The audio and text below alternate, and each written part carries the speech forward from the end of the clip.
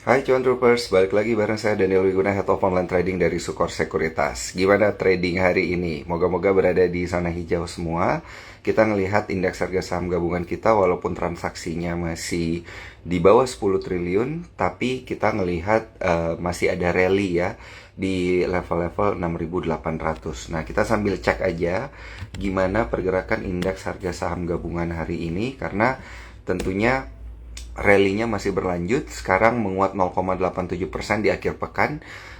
Biasanya akhir pekan itu dipakai sebagai hari untuk profit taking ya, dan ketahannya itu di level 6.869. Banyak yang bilang rally ini akan berlanjut karena memang ada potensi penurunan suku bunga. Udah ada yang nanya nih, GJTL gimana ya itu? Nanti akan kita bahas ya bersama narasumber kita pada malam hari ini. Tapi saya pengen cerita sedikit kepada Cuan Troopers ya yang masih mungkin belum paham gitu atau masih nemu missing link ya antara kenapa sih kalau suku bunga itu turun nantinya gitu ya, indeks harga saham gabungan kita rally. Nah, ini semua disebabkan karena ketika suku bunga turun, instrumen-instrumen berisiko itu katanya risk appetite-nya itu naik gitu. Kenapa? Orang jadi nggak saving lagi gitu ya, orang jadi nggak play safe lagi. Kenapa? Karena kalau suku bunganya diturunkan, artinya kan rasio profitabilitasnya para investor itu juga menurun gitu ya. Nah, kalau memang tren suku bunganya terus menurun, investor ini harus memilih instrumen yang relevan dengan capital yang mereka punya gitu ya. Jadi kalau punya duit gede, apakah mau taruh di obligasi melulu gitu, atau mungkin kita switching ke instrumen-instrumen yang lebih berisiko seperti saham. Karena saham ini kan penurunannya dari awal tahun juga udah banyak gitu ya. Jadi kalau di switching dan istilahnya di 2023 ini buy-nya low ya, mungkin ada banyak investor juga yang udah masuk dari level 6.600 kemarin. Bayangin di akhir tahun dia bisa ke level 7.000 ya, potensinya ke level 7.000. Nah, ini kan cuannya udah banyak banget gitu ya. Jadi di tengah suku bunganya yang turun gitu ya, instrumen berisikonya naik gitu ya, saham-saham perbankannya mungkin yang naik, atau saham-saham properti ya, atau mungkin saham-saham yang berkaitan dengan consumer. Nah, tapi yang jadi pertanyaan adalah apakah di second half ini akan sama kayak tahun-tahun sebelumnya gitu ya. Seperti ketika sebelum pandemi. Karena di tahun 2024 itu, di first half akan ada yang namanya tahun politik. Nah, tahun politik ini yang menjadi pertanyaan gitu ya. Sektor apa sih yang menarik? Dan akan kita bahas pada malam hari ini. Tentunya akan kita bahas bersama dengan Kevin Billy ya. Kevin Billy ini adalah founder of Diskusi Investasi ya, yang akan kemudian menjelaskan gitu sektor mana sebenarnya yang menarik untuk kita bahas di tahun politik nanti, di tahun 2000. Jadi lesu gitu ya.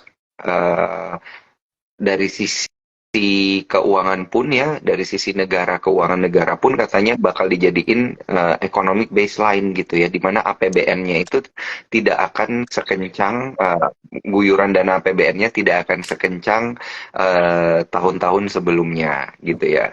Hai, Bro Halo, Kevin, kabar halo sehat? teman-teman cuan trooper sehat kok? Portofolio juga sehat selalu dong ya. Portofolio sehat, aman. Mantap, mantap. Kita ini udah lama banget loh nggak ngobrol-ngobrol, Kevin. Iya, Kangen juga nih bener, kita ngobrol-ngobrol saham ya. After a while.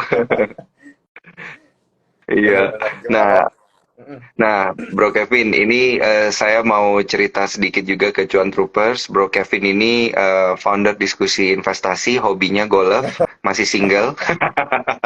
Ini udah kayak jualan orang. Bercanda, bercanda ya, bercanda. Oke, jadi Kevin ini juga selain founder Diskusi Investasi, dia juga adalah seorang profesional trader dan profesional golfer ya. Jadi kalau teman-teman ngelihat konten-kontennya itu berkaitan dengan golf dan saham. Nah, sehingga saya pengen nanya nih ya, kalau di golf itu kan ada yang namanya swing ya. Swingnya bagus apa enggak? Nah, sekarang kalau kita lihat nih Bro Kevin, ini kan ibaratnya IHSG ini kita bisa bilang swing high nggak sih namanya? Kan Oke, tutupnya di 6869 nih gitu. iya betul. Kalau kalau menurut gue ya kok ya, kelihatannya memang IHSG kemarin itu sempat ada struggle di sekitar 6768. high sebelumnya Mm-mm. resisten, tapi ternyata break ya, berhasil naik lagi hari ini. Dan mungkin mungkin ini agak beda nih kok. Bullishnya kali ini nggak dipimpin sama saham-saham big banks kok. Jadi Oke. apakah IHSG bullish? Yes, bullish. Tapi ingat, menurut gua tuh ini kayak awal permulaan sampai nanti bankingnya mudah-mudahan nyusul, di capsnya nyusul, dan akhirnya makin ngepam bisa ke 7 ribuan lagi kok. Jadi Oke. jadi kayak kita bayangin, oh bahkan bankingnya nggak terlalu bergerak naik aja, IHSG-nya udah break new high nih. Apalagi nanti Oke. mungkin beberapa waktu setelah ini IHSG-nya break, dibantu sama banking, jadi makin kencang lagi kok. Jadi menurut gue ya, arahnya masih ke atas sih kok. Mungkin swing-nya masih belum kebentuk lah. Kalau misalkan nanti kebentuk baru mungkin bisa koreksi sedikit, tapi per sekarang kayaknya masih masih bisa naik. Oh, oke, oke, oke. Nah, Bro Kevin, sorry, sebelum kita Yes. lanjut, ini ada beberapa cuan troopers yang sepertinya agak kesulitan dengar suaranya Bro Kevin, agak mendem katanya. Mungkin Oke. eh, sebagai opsi boleh pakai headset gitu ya, atau mungkin ada settingan-settingan khusus nih yang bisa di-apply untuk device-nya Bro Kevin. Oke. Nah, meanwhile Bro Kevin lagi ngatur alat, saya pengen ngobrol juga nih ya, melanjutkan yang penjelasan yang diberikan oleh Bro Kevin ya gitu, bahwa proyeksinya Bro Kevin ini indeks harga saham gabungan kita swingnya belum berakhir, masih akan ada swing ke atas lagi, belum kelihatan gitu sampai di level berapa kekuatan swingnya ini, karena mungkin kalau kita lihat juga dari sisi volume, dari sisi total transaksi juga ini sebenarnya jauh lebih rendah ya nilai transaksinya daripada pekan-pekan kemarin dan juga bulan-bulan kemarin gitu. Karena memang yang Bro Kevin bilang ini benar, yang mimpin itu bukan banking, sedangkan market cap yang gede-gede itu semuanya ada di bank, tapi yang mimpin bukan banking. Nah, ini mungkin yang perlu dipertimbangkan juga gitu ya Halo. oleh cuan Tes tes. troopers. Jelas nggak? Ya, udah kedengeran. Nah, ini suaranya kayaknya emang jadi lebih jelas nih Bro Kevin. Jelas ya? Oke. Ah, lebih jelas, mantap, mantap. Sip. Nah, Bro Kevin, jadi kalau emang bukan perbankan gitu ya, Mm-mm. apa dong yang mimpin? Apakah consumer, apakah tech, atau properti gitu, atau sektor apa nih yang mimpin nih sebenarnya? Oh, oke. Jadi menariknya gitu kok. Menariknya tadi bahkan IHSG kita udah rebound dari level 65 aja sampai ke 68. Itu artinya udah kayak 5%-an. Tapi bankingnya belum bergerak. Gimana kalau misalkan nanti sampai bankingnya bergerak gitu kan? Menurut gue tuh yang sekarang ini ngepompa market itu ada beberapa sektor ya. Properti oke. Terus ada consumer cyclical. Satu lagi sama di apa namanya, properti, consumer cyclical, sama satu lagi itu di transport sama logistik kok. Jadi kemarin itu pas banget, gue juga lagi bikin konten di YouTube kok, bahas inflow market itu kira-kira dari awal tahun itu kemana aja, dan ternyata by data, by sectoral, naiknya itu ada di 3 sektor itu yang paling besar.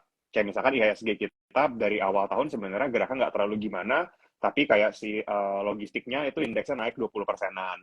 Terus itu bisa naik 15%-an. Jadi di 3 sektor itu tuh naiknya di atas 15%. Jadi benar-benar flow-nya ke sana. Tapi di sektor-sektor ini, yang naiknya pun itu kayak bener-bener dipimpin sama beberapa saham aja. Kayak misalkan di sektor logistik itu, di sektor logistik dan transportasi itu yang masuk itu ASA sama Bird yang ngegerakin. Terus sedangkan di consumer cyclical itu yang ngegerakin itu rata-rata retail ya, retail sama si otomotif MAPI. Masih kecil ya suaranya kok ya? Di gue suaranya udah jelas sih bro ini, udah cukup jelas. Tunggu bentar deh. Eh, Oke, coba coba ngomong agak dekatan ya. Ah, ah. Cek, cek. Cek cek, Iya, halo, ini tes moga-moga tes. bisa. Iya, Halo kok, iya. jelas nggak? Lebih jelas? Oke. Iya. Tadi tadi yang mimpin itu otomotif, Iya, eh ada 3 sektor. ah, Consumer cyclical. Consumer cyclical consumer, itu yang megang masih di retail kok ya, retail sama otomotif ya. Itu ada di Dharma, Auto, terus di retailnya itu masih MAPI, MAPI sama Ace Hardware. ah, ah. Terus Terus yang di properti itu rata-rata commonly ya 4 big caps-nya, sama di sektor transportasi itu di Bird sama di ASA kok. Jadi memang flow-nya itu Bird ketiga sama sektor Asa. ini Oke, oke, awal. oke. Oh, oke, oke, oke. Wah, mantap banget ini analisanya, bro. Beberapa emiten ini memang agak jarang gua pantau Ya, belakangan, apalagi Ace Hardware ya. Setelah gua ngelihat rilis laporan keuangannya kemarin gitu, ternyata ini mimpin ya. ya Ace betul. Hardware, DRMA ya, MAPI, ada Bird, ada ASA ya, transport logistik lah ya. ASA itu yang apa? Aplikasi antar aja, ya nggak Iya, sih, bener ya? betul betul. Last mile-nya antar aja. Cuma dia masih ada segmen yang di apa namanya, segmen jual mobilnya masih main, Mm-mm. sewa-sewanya, jual mobil second sama sewanya itu masih main juga. Cuma sekarang yang Mm-mm. lagi mau dibanyakin sih pastinya itu yang lagi mau digenjot ya, karena mereka mulai switching bisnis itu pas COVID, pas pandemi, mulai-mulai Mm-mm. antar ajanya rame, dan ya kelihatannya mereka mulai mau switching sih. Mm-mm. Nah, oke. Ini kita udah dikasih masukan tadi. Ini ada yang bilang asik dapat kisi-kisi. Oke, jangan lupa dicatat ya. John Trovers, karena analisanya Bro Kevin ini most likely bisa terjadi ya. Akurasinya tinggi gitu ya. Jadi dicatat dulu aja Cuan Troopers, dan juga apabila Cuan Troopers ingin bertanya, jangan lupa tanyanya lewat bagian question and answer ya yang ada di bawah, supaya pertanyaannya ini bisa langsung kita teruskan ke Bro Kevin untuk kita bahas. Ya, Dan jangan takut bagi yang telat untuk dengerin IG live kita pada malam hari ini. Ini seperti salah satu Cuan Troopers kita ya, katanya diulang. Nah, kita nggak ngulangin, tapi kita akan taruh Instagram Live ini nanti di Instagram Sukor Sekuritas, jadi bisa disaksikan ulang. Dan juga nanti ada versi YouTube-nya, dan juga ada versi Spotify-nya, karena kita udah multi platform sekarang. ya. Oke, nah Bro Kevin, ini berkaitan dengan sektor perbankan gitu ya. Apakah sektor perbankan ini tidak memimpin itu dikarenakan harganya dari kemarin itu udah banyak yang bilang ini ketinggian gitu. Dan yang kedua, alasannya adalah karena ada bau-bau suku bunga acuan yang mau diturunin gitu. Nah, gimana pendapat Ya, Bro Kevin? betul. Pertama mungkin acuannya adalah kita bisa lihat inflasi gitu ya, inflasi dan news di US kelihatannya udah mulai mau flattening, udah mau pivoting gitu ya. Terus sekarang itu memang kebanyakan dari kita fokusnya itu nggak lagi buat taruh uang di bank lagi nih kok, karena kelihatan Oke. dari tahun lalu memang industri kita, perekonomian kita udah mulai jalan, so orang-orang justru cenderung tarik dana buat bisnis ke real sektor kok. Jadi Oh, kelihatannya memang betul betul. jadi memang kelihatannya itu bakal jadi penyebab fundamental dari big banks ini nggak terlalu growth, karena memang dia punya ini ya, dia punya apa namanya, cuan kan memang dari orang yang naruh uang di dia terus dia salurin lagi kan. Cuma kalau Mm. misalkan orangnya itu nggak taruh uang di dia, ya berarti uang yang bisa dia puterin akan semakin sedikit. Mungkin itu sih kok penyebabnya. Jadi fund-fund besar terutama smart money masih akan fokus ngelihat kira-kira growth mana yang lebih besar, dan mereka nggak ngelihat itu bakal kejadian terlalu signifikan di big banks. Makanya Mm. big banks ini nggak dapat flow banyak akhir-akhir ini. Oh, oke, oke, oke, oke, oke. Baik, berarti untuk Big Bang sini kita punya overview itu adalah wait and see terlebih dahulu ya, sampai ada rilis laporan keuangan first half, bener nggak? Karena kan ntar lagi bakal muncul ya, kita udah ada di second half nih. Iya, betul, betul. Kira-kira kan sampai sampai bulan Agustus lah ya, mereka mereka rilis. Beberapa sih tadi udah dicek, kebetulan udah ada yang rilis buat kuartal 2. Cuma kelihatannya mungkin di akhir bulan lah baru agak banyak gitu ya. Mm-mm. Oke, oke, di akhir bulan ya berarti. Nah, meanwhile buat para cuan troopers yang suka scalping atau trading harian gitu ya, masih bisa memperhatikan beberapa emiten yang udah disebutin oleh Bro Kevin tadi gitu ya. Untuk yang banking memang masih wait and see. Nah, untuk beberapa cuan troopers yang bilang suaranya Bro Kevin masih kecil ya, saya mau info bahwa sebenarnya suaranya juga udah lumayan jelas. Mungkin teman-teman yang masih kurang kedengeran boleh pakai device ya, pakai earphone, kemudian kemudian suaranya agak dimaksimalin gitu. Ini bisa membantu nih karena di saya suaranya udah kedengaran jelas.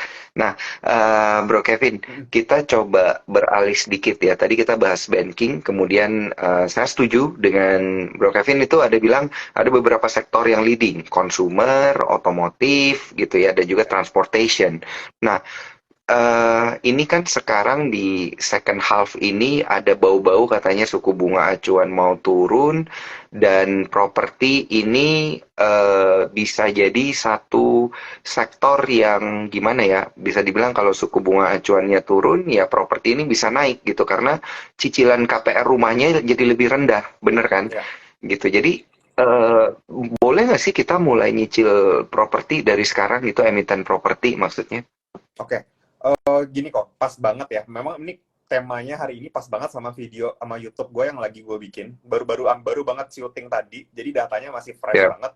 Kalau kalau gue lihat gini kok, tiga sektor yang gue sebut di awal tadi, itu sebenarnya kata kuncinya tuh sama, yaitu daya beli masyarakat sebenarnya. Kita ngomong Mm-mm. transportasi dan logistik, itu daya beli masyarakat, gitu ya. Ya. Terus kita ngomong properti, itu daya beli masyarakat juga lagi, gitu kan. Terus kita Mm. ngomong yang apa namanya cyclical gitu ya, mobil dan retail itu daya beli masyarakat banget. Jadi benar-benar ketika flow masuk ke situ, maka fund-fund besar itu percaya daya beli masyarakat ini tinggi banget sebenarnya, punya uangnya gitu. Nah, begitupun yang terjadi Oke. kayak pertanyaan Ko Daniel di sektor properti. Mungkin orang-orang yang selama ini nahan diri, nggak berani cicil, nggak berani KPR ya, Ko ya, karena takutnya kita nggak tahu kerjaan gimana pas COVID gitu ya. Ada kerjaan atau nggak ada, sekarang udah mulai stable, bisnis mereka udah mulai jalan, udah mulai rame, bahkan jauh lebih rame gitu ya. Banyak yang ngomong, setelah pandemi ini malah jauh lebih rame. Akhirnya mereka mulai mau berani invest properti Mm. itu mungkin yang kita bahas bukan orang-orang yang beli rumah pertama mereka. Kalau mau beli rumah Iya. pertama, mau nggak mau kan harus beli ya, karena mau ditempatin ya. Tapi sebenarnya Mm-mm. penjualan yang bisa banyak itu dari orang yang mungkin beli rumah bukan buat mereka tinggal, tapi beli properti buat invest, kayak misalkan mereka mau expand bisnis mereka, beli ruko gitu ya. Itu justru akan lebih besar pasarnya. Karena memang kalau orang mau Oke. beli rumah dari tahun-tahun lalu sih, ya karena memang kebutuhan kan mau nggak mau tetap beli. Nah, jadi Mm. yang kita harapkan dari boosternya itu adalah orang-orang yang beli ke rumah kedua, rumah ketiga buat invest atau bahkan ruko buat toko kok. Oh gitu, iya iya iya iya. Benar benar benar benar. Ini logis ya, karena memang apa namanya ada potensi gitu ya. Jadi bukan bukan mereka yang membeli rumah pertama, tapi justru yang bakal mendorong ini mereka yang lagi mau Ekspansi, nambah rumah gitu ya buat invest, betul. ekspansi ekspansi ya. Benar benar benar benar. Ya. Istilahnya adalah ekspansi. Oke Dan oke, dan menarik gini kok, menarik. kalau tadi kan dibilang apa namanya sektor properti yang cukup menarik gitu apa gitu kan, biasanya emitennya kan Mm-mm. selalu mengerucut ke situ kan. Kalau kalau Iya. kalau gue personally sih kok ngelihatnya adalah bebas sebetulnya mau pilih yang mana. Kita tahu ada 4 sekarang di capsnya nih, ada Sumarekon, ada Ciputra, ada apa namanya Tani, Pik 2 ya kok ya, yang sekarang jadi big Mm-mm. caps juga gitu ya, Iya. sama BSD kan. Sekarang big caps properti bukan 3 nih, ada 4 nih. Nah, Tunggu, yes. Alam Sutra gimana nih Alam Sutra? Oh, kalau kalau kalau Alam Sutra mungkin, kalau menurut gua levelnya mungkin belum bisa ke sama empat-empatnya ini untuk sekarang ini kok. Karena Mm-mm. karena satu dan lainnya utangnya mereka, makanya pun Alam Sutra pun divaluasi jauh lebih rendah dari empat emiten ini gitu kan. Empat emiten ini yang cukup pricey. Oh, Iya. Jadi secara oke, nilai sebenarnya Alam Sutra cukup murah, cuma orang-orang investor takut karena hutangnya kok. Hutangnya cukup banyak, obligasinya, dan oke. akhirnya orang-orang ya udah nggak terlalu berminat untuk itu, soalnya selalu disebut ini empat ini sekarang. Nah, empat Mm-mm. ini empat empat perusahaan besar ini punya satu kesamaan sebenarnya, dan ini kriteria yang penting banget buat buat kita masuk adalah ketika perusahaan properti itu bikin kotak mandiri. Mm-mm. Jadi usahakan kita kita pilih properti yang punya mimpi buat bangun kota mandiri. Kenapa? Karena kalau Oke. misalkan once dia misalkan bangun kota mandiri, itu leverage-nya bakalan gede banget. Leverage-nya itu bukan Mhm. cuma jualan tanah sama jualan rumah, tapi mereka jualan Mhm. lingkungannya. Ada kantor, ada industri, ada wisata dalam satu kawasan gitu. Jadi Betul. bukan dia bisa cuannya double, tapi karena ada kawasannya itu dia bisa jual 4 kali lipat lebih mahal dan orang tetap beli. Jadi marginnya bakal jauh lebih gede, company yang punya kota mandiri. Oh, oh, oke oke bener juga ya, bener bener bener bener. Kalau kemarin ketika pandemi ya, nah ini saya nambahin dikit ya, Bro Ya, Kevin ya. silakan loh. Ini soalnya yang Bro Kevin bilang ini adalah sudut pandang yang baru gitu ya. Karena sudut pandang yang lama adalah biasanya yang direkomendasikan itu adalah emiten-emiten properti yang punya recurring income-nya itu tinggi. Nah, itu ketika pandemi. Karena tentunya orang akan sulit membeli rumah gitu ya waktu pandemi atau kondisi ekonomi sulit ya, kondisi elit. Ekonomi sulit pasti emiten properti yang dipilih itu adalah yang recurring income-nya tinggi gitu. Nah, tapi ini ternyata ada masukan baru dari Bro Kevin nih, thank you nih. Ini insight menarik nih untuk emiten-emiten properti ya yang perlu diperhatikan. Yang empat itu tadi ya yang disebutin. Iya, betul. Oke, oke, oke. Nah, Bro Kevin, ini kalau kita lihat itu dari properti ya. Nah, di tahun 2024 nanti kan akan ada satu eh, kita boleh bilang economic event ya, domestic economic event yaitu adalah tahun Ya. politik gitu di 2024 first half walaupun kita mungkin belum tahu tanggal pastinya kapan ya yang perlu kita garis bawahi yang penting tapi yang penting itu adalah kita tahu bahwa ketika tahun politik itu ekonomi bakal jadi lebih lesu gitu ya karena kita menanti siapa yang akan menjadi pemimpin selanjutnya gitu ya kita bukan dan di Instagram Live pada malam hari ini kita bukan mau ngomongin siapa yang bakal terpilih gitu ya tapi kita mau ngomongin sektor mana yang paling menarik gitu ya di tahun politik nah jadi pandangan umumnya seperti apa nih Bro Kevin Oke. untuk tahun politik biasanya seperti apa sih yang terjadi di tahun-tahun sebelumnya gitu tahun-tahun politik sebelumnya. Oke, jadi gini, teman-teman mungkin beberapa dari sini udah pernah ikut pilpres gitu ya beberapa kali dan Mm-mm. gue personally sih belum banyak ikut pilpres aku sebenarnya. Cuma kalau gue lihat by historical, gue tarik mundur sampai ke pemilihan umum yang demokrasi kita pertama itu selalu 1 tahun sebelum pemilu memang IHSG drop kok, pasti turun. Mm-mm. Jadi bisa dibilang pasti karena 100% datanya memang turun. Kita tarik ke Oke, belakang. 20 tahun oke. terakhir itu pasti turun. Cuma pas tahun pemilunya terjadi, itu selalu balik lagi ke level sebelum dia turun. Mm-mm. Jadi misalkan Oke. kita 2000 kemarin 2019 gitu ya, pemilu 2018-nya let's say turun 20%. Tapi di 2019-nya berhasil recover 20% juga nih ke level sebelum dia turun kok. Itu poin Mm-mm. yang selalu menariknya. Makanya kalau teman-teman sering ikutin live gua di mana di YouTube atau di Instagram gua ngomong, tahun ini tuh menurut gua momen buat entry banyak dan cuan panen di tahun depan menurut gua kok. Mm-mm. Tinggal kita masuknya kemana aja gitu kan, sektor yang mana. Nah, kalau ngomongin pemilu, gue lanjut dikit, sama sebenarnya, tadi gue baru bikin datanya, dan kita tuh di 2024 ini bakal jadi pemilu serentak terbesar yang pernah kejadian kalau sebetulnya. Karena di awal tahun, kita bakal ada pilpres sama legislatif, DPR, DPRD. Dan bayangin nih, Oke, betul. berapa banyak orang yang rebutan kursi untuk pemilihan umum di bulan Februari. Nah, udah selesai tuh nanti Februari tuh, udah mulai chill, udah mulai calm down, presiden udah ketemu. Nanti di November kita pemilu lagi, pemilihan kepala daerah, gubernur, apa namanya, wali kota, bupati itu di November. Jadi di tahun yang sama. Oke, Heeh. memang kita harus pisahin kalau tadi kalau Daniel nanya apakah ekonomi akan melemah, kita akan melesu gitu ya. Kita akan pisah jadi dua nih. Ekonomi ini Mm-mm. ekonomi real business sama satu lagi ekonomi ini investor, uang investor yang mau masuk ke Indonesia. Oke. Mm-mm. Secara uang investor betul lesu karena investor besar pasti akan wait and see mau tahu kira-kira siapa yang menang dan arah kebijakannya. Mereka pasti nunggu. Iya. Itu pasti. Tapi ekonomi yang realnya ini justru bakalan jalan banget. Ini pemilu Hmm. serentak terbesar kita. Bayangin perputaran uang yang akan terjadi. Si calegnya, calonnya itu bakal kampanye, nyetak kaos, sewa tempat kampanye, catering, pesan makan gitu ya. Dan mungkin dalam tanda kutip bayar buzzer mungkin buat buat ininya mereka, buat keperluan ininya mereka, kampanye mereka. Jadi Kampanye ya. iya, jadi uang di situ jadi kan gini ya, kita mungkin rahasia umum bahwa caleg-caleg itu dan atau calon-calon itu punya modal yang besar, dan mereka keluarin Mhm. modal itu untuk ke UMKM yang mungkin print kaos nih kok.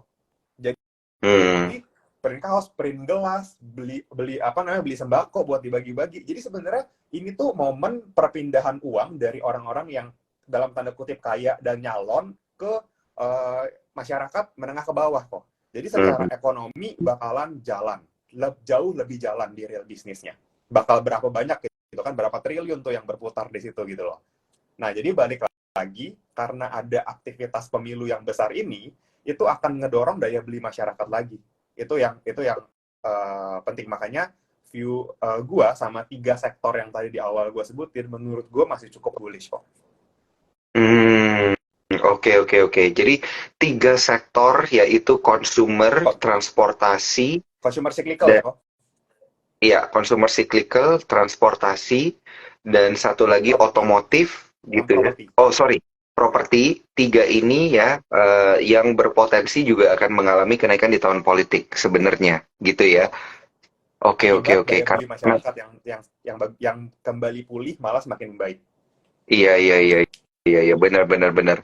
Mungkin memang ekonomi negara dibalikin ke economic baseline, APBN-nya mungkin tidak akan sekencang tahun-tahun sebelumnya gitu, tapi kan salah satu faktor penting pembentuk pertumbuhan ekonomi kita itu adalah daya beli masyarakat gitu ya, 55-60% gitu ya untuk PDB atau pertumbuhan ekonomi dari Indonesia sendiri. Dan berarti kita bisa bilang 2024 itu yang paling kencang ini adalah consumer cyclical ya. Jadi tahun kebangkitan consumer cyclical bener karena kan Itu tadi gue Bro setuju. Kevin bilang dari awal tahun dan di akhir tahun pun ini bakal ada caleg untuk apa namanya untuk memilih apa namanya sorry pencalonan untuk memilih wali kota gitu ya di November di awal memilih presiden siapa gitu ya DPR DPRD dan lain sebagainya gitu jadi for the full year the whole year itu bakal rame banget jadi Betul. ini satu hal yang menarik yang perlu diperhatikan. Tapi apakah kita sebaiknya mulai nyicil dari sekarang nih, Bro Kevin?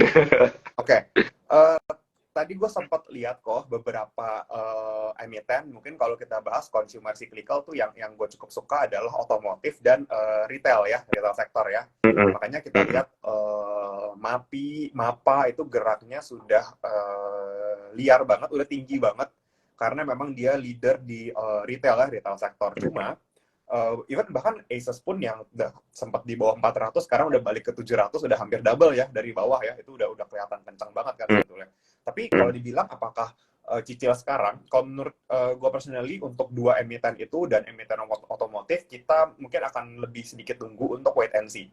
Dan cuma Oke. ada satu emiten yang menurut gue sekarang ini harganya cukup layak beli ya, itu cuma Era kok yang relatively belum naik kayak teman-temannya.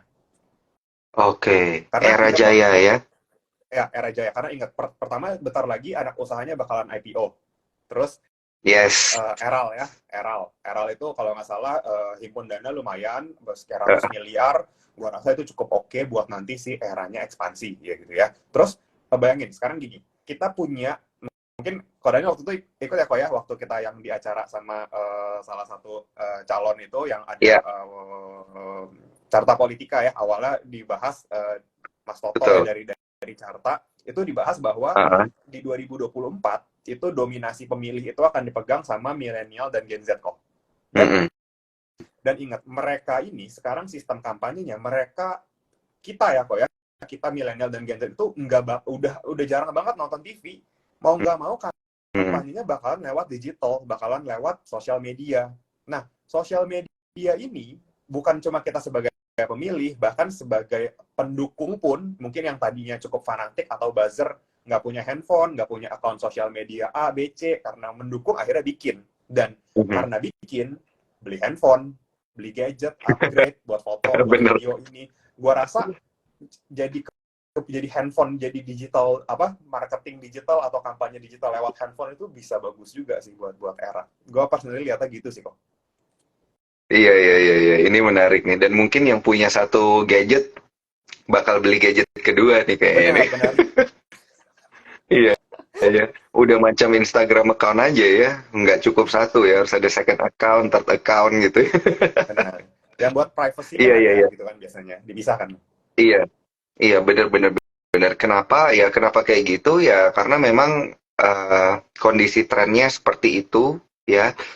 Dan karena kondisi ekonominya juga membaik, tentu akan ada opsi-opsi lebih yang dipilih oleh para masyarakat tentunya Ya. ya. Nambah handphone di tahun politik juga adalah salah satu hal yang menarik. Dan juga kan kalau kita memang melihatnya ke arah sana nih, Bro Kevin, apakah emiten-emiten yang berkaitan dengan provider gitu ya, telekomunikasi, ini akan menjadi menarik juga gitu, atau sebenarnya tidak akan terlalu besar dampaknya.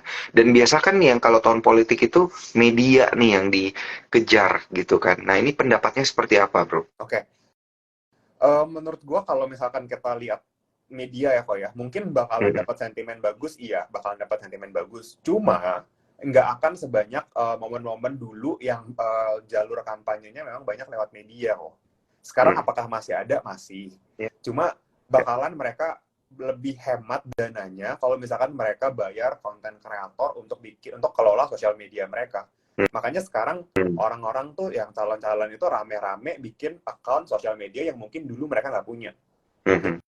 Jadi jadi itu tuh kelihatan habitnya akan geser ke sana. Cuma apakah akan kena dampaknya bagus? Menurut gua iya. Cuma kita nggak bisa expect semuanya bakalan lari ke media sih. Sekarang udah banyak bakalan kebagi kok. Walaupun dananya segitu besar. Hmm, oke, oke, oke, oke, paham, paham. Karena memang ini juga berkaitan berarti ya dengan yang tadi kita obrolin. eh, yang dicari mungkin adalah melalui sosial media gitu ya, jadinya ya untuk menyebarkan informasi dan juga untuk kampanye dan lain sebagainya. Oke, oke, ini menarik ini, Bro Kevin. Dan juga untuk para cuan troopers nih, sebelum saya lanjutin lagi pertanyaan-pertanyaan pemungkas ya, untuk kita gali lebih jauh, ada insight apa nanti di tahun politik, saya mau minta tolong untuk kepada para cuan troopers gitu ya, kalau bisa ya, kalau bisa, ini soalnya kan gara-gara saya lagi live sama Bro Kevin, saya nggak bisa screenshot nih, nggak bisa posting gitu. Mau minta tolong nih ke cuan troopers untuk screenshot ya Instagram live kita pada malam hari ini. Mungkin sebutin satu atau dua emiten favorit kamu dan juga tag ke Sukor Sekuritas, tag ke diskusi investasi, tag juga ke saya ya, ke Danwi Guna, dan juga tag juga ke IG pribadinya Bro Kevin, boleh Boleh, juga ya di tag ya. boleh. Silakan. Iya ya, supaya makin rame nanti akan kita repost gitu. Ini soalnya saya nggak bisa apa namanya, nggak bisa screenshot dan juga nggak bisa posting nih. Jadi saya minta tolong Cuan Troopers nih untuk membantu meramaikan. Nah, oke. Saya pengen lanjut bertanya nih, Ya, Bro Kevin. Di tahun yes. politik itu, selain emiten-emiten yang tadi disebutin oleh Bro Kevin, em, emiten-emiten yang kita sebut-sebut defensif seperti perbankan dan lain-lain gitu. Ini nasibnya nanti akan seperti apa? Apakah karena tahun politik itu berarti bukan tahun untuk emiten perbankan gitu atau gimana nih? Oke. Apakah gini, mungkin mungkin momennya adalah bukan cuma ketabrak sama tahun politik, yang mana tadi kayak gue bilang ketika momen tahun politik, kebetulan orang-orang yang punya uang banyak di bank, mereka akan tarik untuk bayar kampanye. Pertama itu. Terus Oke. orang-orang yang tidak terlibat politik, mereka akan tarik buat coba usaha, buat coba buka bisnis. Mungkin itu kok, itu juga Mm-mm. penyebabnya. Iya. Terus ketabrak juga sama suku bunga yang akan turun nih kok kelihatannya kok. Nah, Hmm. bayangin aja berarti waktu itu sempat dikasih suku bunga tinggi, sekarang udah mulai bisnisnya jalan, suku bunganya malah turun, ya udah. Sebenarnya orang kan cuma lihat opportunity mana yang lebih bagus gitu kan. Iya. Mereka akhirnya cuma switching itu ke sektor real. Cuma apakah abang akan jelek? Kalau jelek sih enggak sih kok. Cuma growth-nya tidak akan sekencang kemarin-kemarin saat suku bunga mulai naik. Nah, Oke. masalahnya fund-fund besar sama smart money itu sensitif banget sama yang namanya growth. Padahal Oke. emiten masih bertumbuh, masih growth, cuma karena growth-nya lebih kecil dibanding growth kemarin, mereka nggak mau. Mereka pindah ke Mhm. emiten yang memang udah bikin low base, yang kemarin itu jelek banget, kayak retail, itu kan jelek banget tuh resultnya kemarin-kemarin. terus Mhm, IM mhm. IM-an, consumer cyclical, itu kan kemarin nggak bagus. Nah, sekarang ini baru mereka hajar karena yakin growth-nya bakal kenceng. Ya kasusnya sama kayak kasus waktu saham batu bara yang udah lama nggak growth, harga batu bara naik, growth-nya gila-gilaan, flow-nya masuk gila-gilaan. Makanya kita lihat MAPI tuh naiknya udah kenceng banget kan. Itu kan kayak cerminan lah. MAPI ini kan big caps-nya di retail. Itu aja sebenarnya udah menggambarkan bahwa yang lain akan segera nyusul. Kalau gue personally lihatnya gitu kok. Oh, oh, oke, oke, oke, paham. Nah, jadi berkaitan dengan itu, emiten-emiten komoditas di tahun depan bakal gimana ini, Bro? Oke, mungkin kalau untuk komoditi, pertama gini, teman-teman kadang-kadang kalau misalkan kita lihat seharga Heeh. batu baranya drop dari atas banget sampai ke sekarang, itu udah kayak panik banget, akhirnya pada sell off saham-saham batu bara, saham-saham batu baranya drop gitu ya, apalagi setelah pembagian dividen. Cuma coba kita sedikit lebih tenang, kita coba lupain kalau misalkan kita belinya di pucuk, tapi coba compare secara objektif harga batu bara sekarang yang sudah turun sama harga batu bara sebelum pandemi. Waktu Mhm. itu aja mereka profit dan mereka bagi dividen, kalau misalkan sekarang lebih tinggi, pasti profitnya bakal lebih besar dan dividennya lebih besar dong. Iya. Cuma karena udah bikin high base kemarin itu tinggi dan earningsnya pasti drop, jadi orang-orang agak sentimennya takut. Cuma sebenarnya apakah masih bagus? Menurut gue personally komoditas masih cukup oke. Cuma prinsip Mhm. kita udah harus tanemin bahwa cuannya nggak bakalan sebesar kemarin-kemarin. Itu udah harus kita tahu. Makanya Iya, harganya pun dikasih diskon. betul. Itu untuk batu bara. Sedangkan kalau untuk metal, kalau gue sekarang jujur cukup bullish kok sama metal. Terutama Mhm. BRMS lah, gue sebut emiten lah. Jadi jadi gini ya, Mantap. jadi tapi bukan berarti dibeli sekarang nih. Oke, di BRMS kan udah naik tinggi. Oke, kalau gue personally, apakah masih ada barang? Masih ada sedikit banget, tapi gue akan tunggu dia turun untuk gue tambah lagi. Jadi posisi Iya. gue sekarang begitu, tapi disclaimer on. Menurut gue, metal-metalan masih akan cukup oke, terutama metal-metalan yang dibutuhkan sama China. Karena kita punya metal ekspor betting on China punya properti. Iya. Jadi kalau misalkan China property, EV-nya oke juga, kita punya metal-metalan masih ada buyer, harganya cukup oke, demand-nya ada, menurut gue masih cukup oke untuk metal-metalan. Tapi kalau misalnya ditanya komoditas masih oke atau enggak, oke, tapi gue lebih condong ke metal dibanding ke coal untuk sekarang ini. Hmm. Oke, oke, oke, oke. Metal dan juga coal ya untuk komoditi yang bisa dicicil-cicil. Salah satunya adalah BRMS. Ya, tunggu Udah tunggu turun lah ya, disebutin. tunggu murah-murah dikit boleh lah. Murah-murah dikit kita kolek ya. Tinggal Kalau cari yang supportnya aja. nikel-nikelan gimana? Pokoknya Iya, pokoknya ntar ikutin live-nya Sukor terus, pasti pasti bakal banyak sering dibahas tuh ya, kok ya, update ya. betul. Dan moga-moga Cuan Troopers juga bisa bareng-bareng cuan lah ya. Ini karena kan banyak informasi menarik dan juga edukasi. Tentunya ini yang penting untuk diperhatikan oleh para Cuan Troopers supaya bisa tetap bertransaksi di kondisi market kayak gimana pun gitu ya. Mau turun tetap bisa cuan, mau naik apalagi gitu ya. Ya, Nah, sebenarnya dan juga menurut gimana gue gimana? tetap ada peluang gitu ya. Cuma kadang-kadang kita harus pindah sektor dan kadang-kadang kita nggak ada guideline, nggak ada cukup waktu untuk nge-search, untuk pelajari kira-kira next sektor apa kan pasti kendalanya begitu kan. Iya, Makanya di betul. sini kan gue bikinin grup ya kok ya untuk teman-teman Iya. yang daftar Sukor nih. Jadi gue sama teman-teman sama satu tim ada grup yang bakalan mentoring mau itu invest atau trading yang bakalan kita kasih view. Jadi benar ketika kita dan ini kita benar-benar masuk, benar-benar Hmm. gue kasih screenshot gue masuk ke grup supaya orang-orang tahu kalau kita analisa, kita beli dan kita analisanya nggak bakal main-main karena uang kita ada di situ gitu loh. Jadi benar-benar kita satu jalan. Once kita bilang kita sell, ya memang kita sell karena kita kasih juga current portfolio kita. Jadi benar-benar di sini nggak bakalan ditinggal lah. Hmm. Ya, oke, oke, oke. Nah, cara joinnya gimana nih, Oh, Bro Kevin nih, supaya bisa satu tim sama Bro Kevin nih, tetap dapat view gitu, tetap dapat guidance iya, market gimana nih? langsung DM aja nggak apa-apa. Nanti nanti gue akan kirimin untuk link pendaftarannya. Pastinya grupnya gratis kok, tenang aja. Jadi nggak bakal dipungut biaya sama sekali di dalam sini. Mantap, gitu ya. Jadi langsung DM ke Instagram diskusi.investasi Yes, atau mungkin ke langsung ke sini aja. IG-nya Bro Kevin juga boleh deh, langsung Boleh, sekalian. Ya. Gitu ya. Karena nanti akan ada grup khusus seperti yang tadi udah disebutkan oleh Bro Kevin ya untuk sama-sama bisa ngebahas kondisi market sekarang dan juga emiten mana yang menarik nih untuk dikumpulin gitu ya. Ini menjelang tahun politik. Benar. Oke, Bro Kevin, ini kita jawab beberapa pertanyaan Yes, dari Cuan Troopers boleh. dulu. Udah banyak yang numpuk gitu ya. Nah, berkaitan dengan ini menarik nih pertanyaannya Bro Kevin.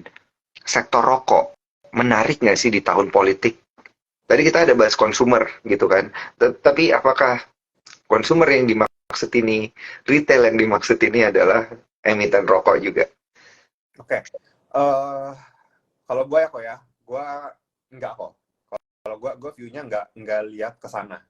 Karena kalau yang gue maksud tadi retail itu adalah retail MAPI, Asus, atau Era.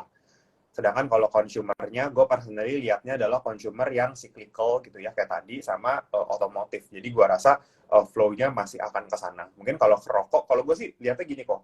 Kemarin itu apakah saham rokok sudah murah? Menurut gue, yes, udah murah.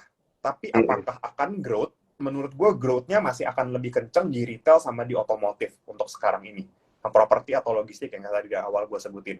Jadi, Iya. balik lagi nih teman-teman, apakah bagus? Murah? Menurut gue murah. Cuma growth-nya akan terbatas. Nah, masalahnya kita nggak tahu ukuran growth berapa yang akan dilirik sama fund besar, sama money flow kok. Jadi, kalau gue personally, mendingan kita pilih yang growth-nya emang paling kencang aja. Karena kan mereka juga pasti pilih yang paling kencang. Jadi untuk ngikutin flow-nya lebih enak. Kalau gue lihatnya gitu kok. Jadi gue untuk sekarang ini view-nya untuk rokok-rokokan gue personally masih belum. Tapi mungkin nanti kalau next live gue ada dapat insight lagi, pasti gue akan share kalau misalkan udah waktunya memang. Gitu kok. Mantap, mantap. Thank you, Bro Kevin.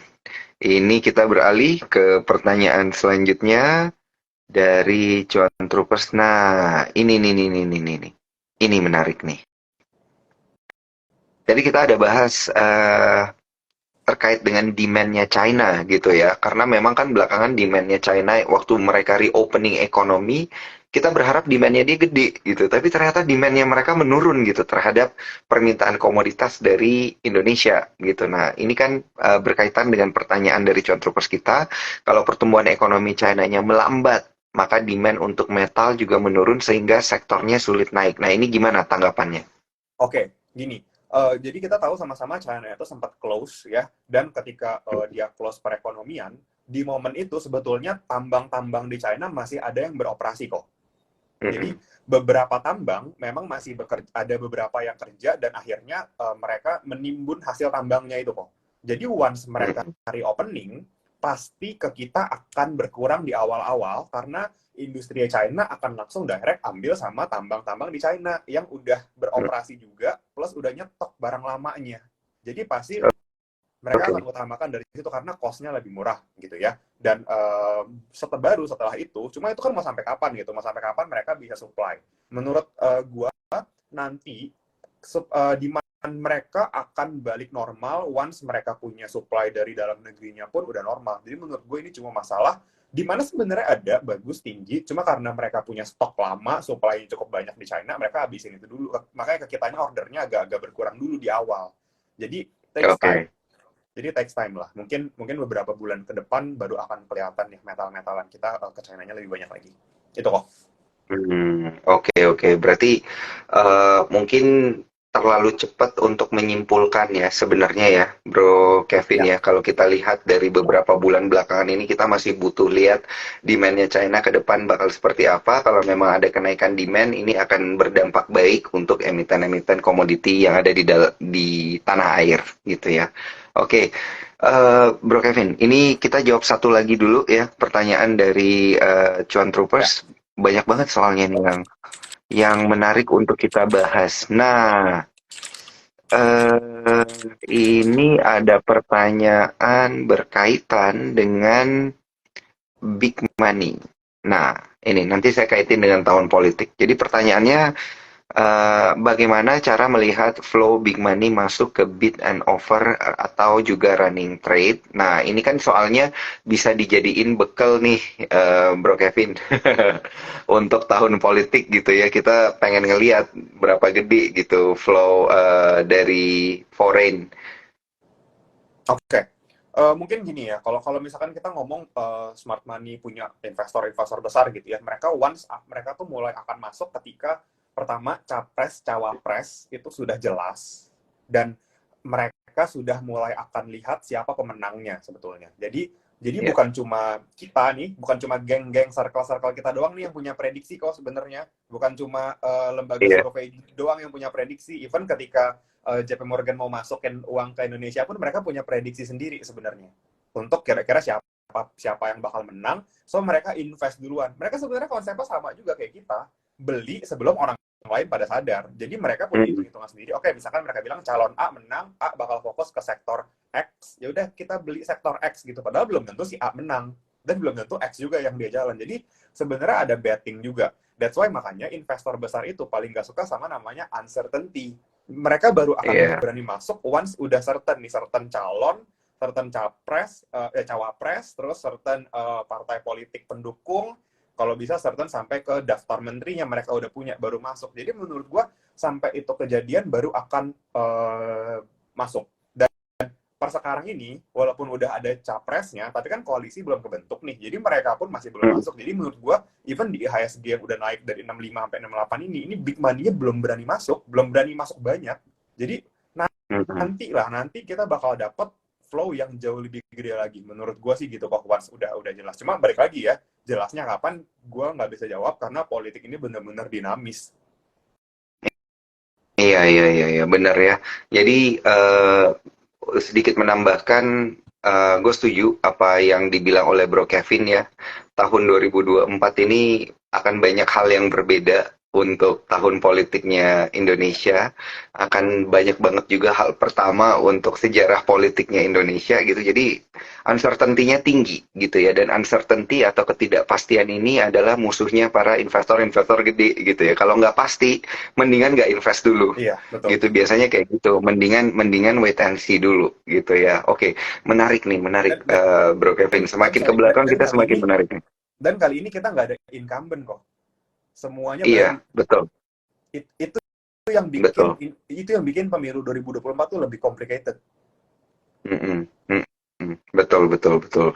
Ini ya, ini juga gue setuju nih, karena dengar-dengar ya, ini gue dengar-dengar dari beberapa orang yang ngobrol ini, beberapa orang yang ngobrol itu di market ya, informasi yang simpang siur dan lain sebagainya, kan ada yang bilang kalau bisa jangan jangan dari partai yang ini lagi yang maju, kita butuh perubahan, kita coba lihat yang lain gitu. Tapi banyaknya juga yang bilang, lah kalau memang udah pasti, kalau emang udah bagus kinerjanya, kenapa nggak lanjut lagi aja dan lain sebagainya. Nah, tapi ini tetap aja ya, saya mau informasikan kepada para cuan troopers ya, kondisi politik itu memang nanti akan ada pengaruhnya ke kondisi market dan ke kondisi ekonomi ya, pasti akan ada pengaruhnya. Nah, tapi kita tetap disclaimer on ya, tetap trading itu berdasarkan hasil analisa dari cuan troopers sendiri gitu ya. Keputusan jual beli ada di jempol para cuan troopers masing-masing. Ini cuman menjadi salah satu sentimen aja lah gitu ya untuk domestik nanti di tahun 2024. Nah, Bro Kevin, Ya, Bro Kevin, ini saya pengen nanya berkaitan dengan kondisi daripada IHSG oke. kita gitu ya. Tadi di awal memang kita udah pernah bahas ya. Ini karena kita udah tersisa beberapa menit lagi. Nggak berasa nih ngobrol sama Bro Kevin udah mau sejam ya. Saya pengen langsung nanya berkaitan dengan kondisi dari indeks harga saham gabungan kita. Nah, hingga akhir tahun nanti, menjelang tahun politik, gitu, banyak orang-orang yang sudah menurunkan target IHSG, gitu. Targetnya yang awalnya bilang, oke kita bisa 7.300 lagi, diturunin. Jadi 72, lama-lama 71, ya 7.000 gitu ya. Karena ngelihat kondisi ekonominya masih, apa namanya, simpang siur gitu. Nah, dari Bro Kevin sendiri ngelihat sampai akhir tahun, jelang tahun politik seperti apa? Oke. kan kita punya pemilu itu di Februari ya kok ya, pemilu presiden yang itu justru bakal ngambil sentimen cukup besar. Mungkin kita bakalan lihat sampai menjelang akhir tahun deklarasi dan masa kampanye IHSG kita masih akan tektokan. Cuma personally kalau misalkan gue lihat level akhir tahun mungkin 7.200 menurut gue cukup visible kok personally. Itu menurut gue bisa 7.200 optimis ya. Optimis karena bayangin aja kita even udah di level 68 aja gitu ya. Ini big banks-nya masih nggak kemana-mana sebetulnya. Kita lihat deh misalkan data apa namanya year to date di big caps kita gitu. Kayak BCA naiknya 7%, BNI minus gitu ya. Yang carry cukup besar itu kayak Goto naiknya banyak gitu ya. Terus ICBP, Astra itu naiknya banyak. Jadi once mereka mulai kick in lagi ke saham-saham big caps, Telkom dan big banks, itu bakal jadi sentimen bagus banget buat IHSG naik lagi di atas 7.000-an. Mudah-mudahan sih 7.200. Kalau gue lihatnya masih kesana. Outlook-nya bullish sih kok. Oke.